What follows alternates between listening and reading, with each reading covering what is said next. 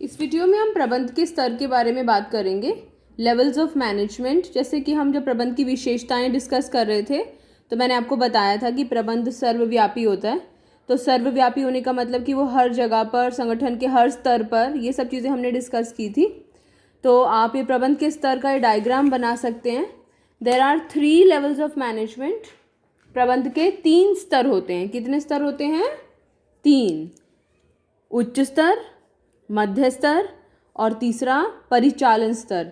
यहाँ पर जगह नहीं बची थी लिखने के लिए, इसलिए मैंने यहाँ अंदर परिचालन स्तर लिखा है। यदि आपके रजिस्टर में जगह बचे तो आप इसको यहाँ पर भी लिख सकते हैं। तो कितने स्तर होते हैं प्रबंध के?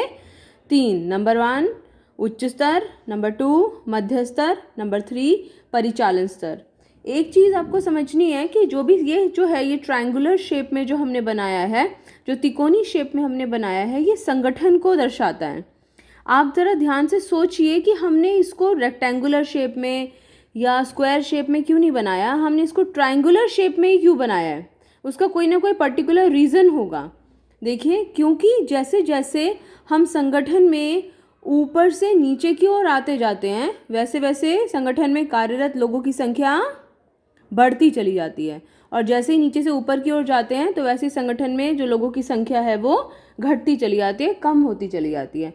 यहाँ पर सबसे पहले हमने उच्च स्तर लिखा है, उच्च स्तरीय प्रबंध।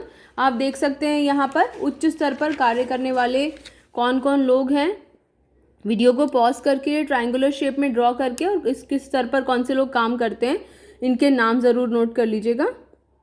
देखिए, उच्च स्तर पर कार्य करने वाले प्रबंधकों के नाम: पहला प्रधान, दूसरा उप प्रधान, तीसरा चेयरमैन, चौथा मुख्य कार्यकारी अधिकारी, पांचवा मुख्य प्रचालन अधिकारी। बहुत बार हम सीईओ सुनते हैं कि वो कंपनी के सीईओ हैं, वो कंपनी के सीओओ हैं, तो ये सारे नाम यहाँ पर आते हैं।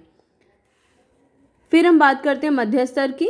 मध्य स्तरीय प्रबंधक, 3 मुख्य नाम आते हैं हमारे यहाँ पर मध्य स्तरीय प्रबंधकों में: विभागीय अध्यक्ष, क्षेत्रीय अध्यक्ष और संयंत्र प्रबंधक। देखिए, विभागीय अध्यक्ष का मतलब है अलग अलग विभाग, जैसे production department, sales department, marketing department, human resource department. तो जो अलग अलग डिपार्टमेंट के अध्यक्ष हैं, जैसे प्रोडक्शन डिपार्टमेंट का head production manager, marketing department का head marketing manager, finance department का हेड फाइनेंस मैनेजर। दूसरा क्षेत्रीय अध्यक्ष, क्षेत्र मतलब अलग अलग क्षेत्र, जैसे कि उत्तरी क्षेत्र, दक्षिणी क्षेत्र। तो अलग अलग जोन्स में अगर हम उसको डिवाइड कर देते हैं, ईस्ट जोन, वेस्ट जोन, यानी कि नॉर्थ, ईस्ट, वेस्ट, साउथ, ऐसे हम याद रख सकते हैं अलग अलग जोन में। संयंत्र प्रबंधक मतलब कंट्रोलिंग मैनेजर, जो अलग अलग कार्यों को कंट्रोल करता है, अलग अलग विभागों को कंट्रोल करता है, तो उसको संयंत्र प्रबंधक कहते हैं। तो मध्य स्तर पर मुख्य रूप से ये 3 नाम आते हैं। कौन कौन से? विभागीय अध्यक्ष, क्षेत्रीय अध्यक्ष और संयंत्र प्रबंधक। अभी हमने 2 लेवल्स के बारे में बात की है। सबसे पहले उच्च स्तर, नंबर 2 मध्य स्तर। तीसरा स्तर जो होता है, इसको हम तृतीय स्तर ना कहकर परिचालन स्तर बोलते हैं, और हम इसको निम्न स्तर भी नहीं कहते हैं। निम्न स्तर क्योंकि बहुत ही खराब शब्द लगता है। परिचालन स्तर का मतलब होता है वो लोग जो वास्तव में कर्मचारियों से काम कराते हैं। ये वर्कफोर्स है, ये वास्तविक कार्यबल है जो काम करता है। तो परिचालन स्तर पर जो कि कर्मचारियों के सीधे संपर्क में होते हैं, यहाँ पर 3 नाम आते हैं हमारे: पर्यवेक्षक, फोरमैन, निरीक्षक। पर्यवेक्षक मतलब सुपरवाइज़र, जो काम का निरीक्षण करता है। फोरमैन, जो काम करते समय उनकी मदद करना, औजार प्रदान करना, उनको इंस्ट्रक्ट करना, ट्रेनिंग में उनकी मदद करना। इंस्पेक्टर, जो जांच करता है कि जो माल जो बन रहा है वो स्टैंडर्ड्स के अनुरूप है या नहीं है। तो इन शॉर्ट दोबारा से हम रिपीट कर सकते हैं, प्रबंध के 3 स्तर: उच्च स्तर, मध्य स्तर, परिचालन स्तर। परिचालन स्तर सीधा कर्मचारियों के सीधे संपर्क में, और ये मध्य स्तर और कर्मचारियों के बीच में कड़ी का काम करता है, चेन का काम करता है। ऐसे ही मध्य स्तर, उच्च स्तर और परिचालन स्तर के बीच में कड़ी का काम करता है। हम यहाँ पर अलग अलग इनके कार्यों के बारे में डिस्कस करेंगे। फिलहाल वीडियो को पॉज कर दीजिए और इनमें कार्यरत इस जो चित्र है, इस चित्र को बना लीजिए।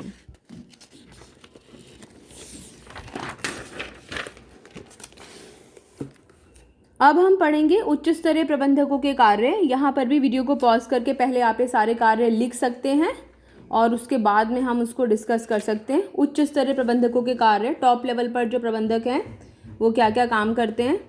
देखिए, उच्च स्तरीय प्रबंधक कौन कौन थे, याद करने की कोशिश कीजिए। प्रधान, उप प्रधान, महाप्रबंधक, मुख्य कार्यकारी अधिकारी, मुख्य प्रशासनिक अधिकारी, ये सभी लोग जो उच्च स्तर पर कार्यरत होते हैं क्या क्या करते हैं टॉप लेवल पे, ये संगठन के लक्ष्य को निर्धारित करते हैं। What should be the goal of the organisation.